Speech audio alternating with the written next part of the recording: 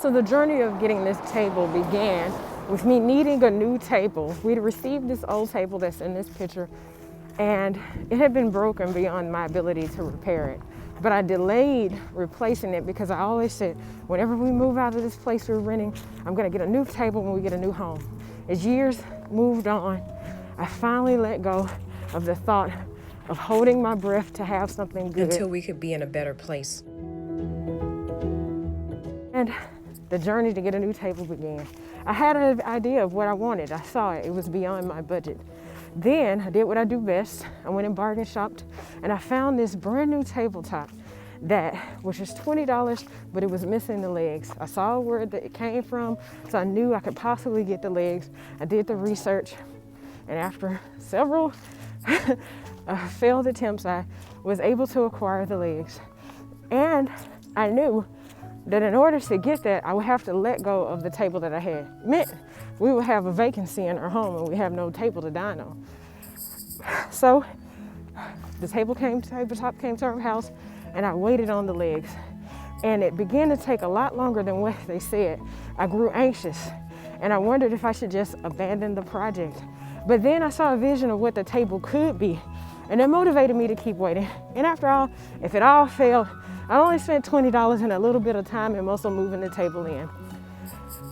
So, because we had this extra space, we did things that we would have never done before.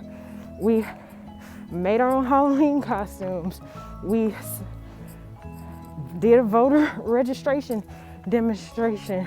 We even had Candyland, because I didn't know that I would need to recreate a safe trick-or-treating experience for my kids with the pandemic. But the space provided that opportunity to do something I would have never dreamed of. Then we finally got the table done, and we needed the chairs. And finding chairs in the pandemic is harder than what I thought it would be.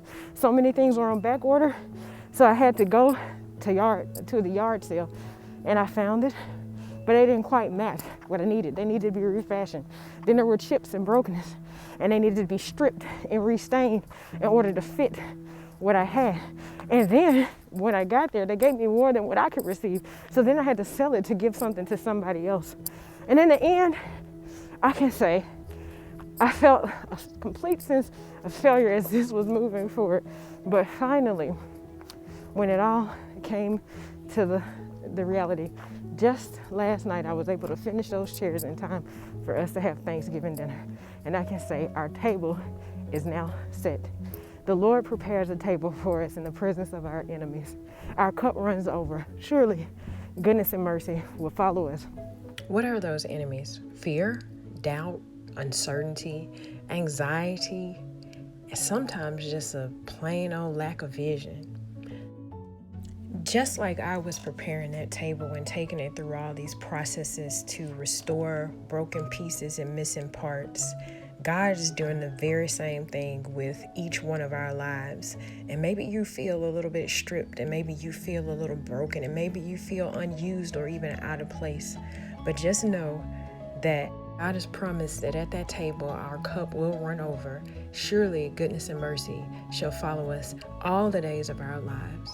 So if we want to experience the goodness and mercy, we've got to move forward and take a seat at the table prepared for us, while finding reasons to be grateful for the ways that God has built new things in our lives while we have experienced vacant seasons. Enjoy the feast of the Lord, and happy Thanksgiving.